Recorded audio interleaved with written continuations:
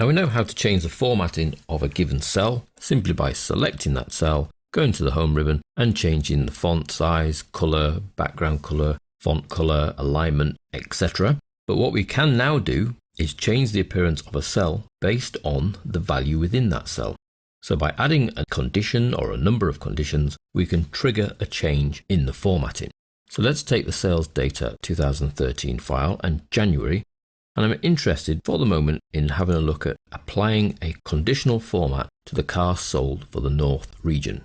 So I select the cell or cells that I wish to add a condition to.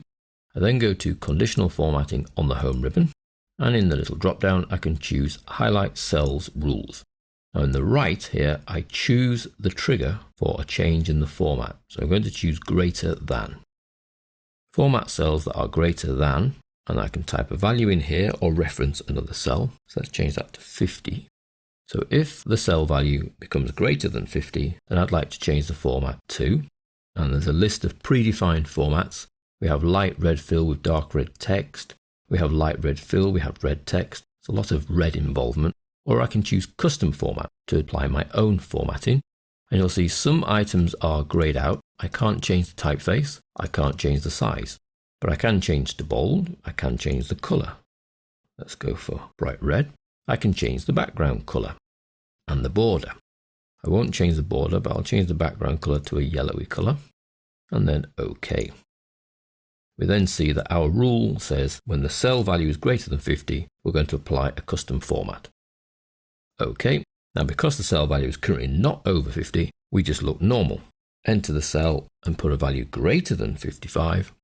And we see that as soon as that value is accepted, the format changes. Now that current condition only applies to cars sold in the North.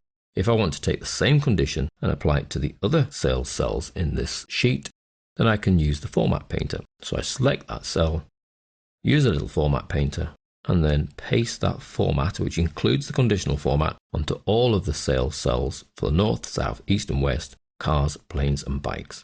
When I let go, we see that a number of them change because they're over 50 to the red text in bold on a yellowy background, whereas those that are below 50 stay in the default format. So this could drop down to 49 and we'd see it revert back to the default format. Now there's actually nothing to stop you having multiple conditions on the same cells. So all of these are checking for the value being greater than 50. If I highlight them all and go to conditional formatting and come down to highlight cells rules, I can add another rule which says less than, and let's go for 10. So if it's less than 10, then I'd like to use either one of the pre-built formats or my own custom format. Let's go for background in purple, font color in white to be really dramatic. OK. When I say OK, that will apply to the highlighted cells, and we can see we have two cells below 10 and they go into that white on purple scenario. So that's how to add conditional formatting to cells based on their value and then meeting criteria.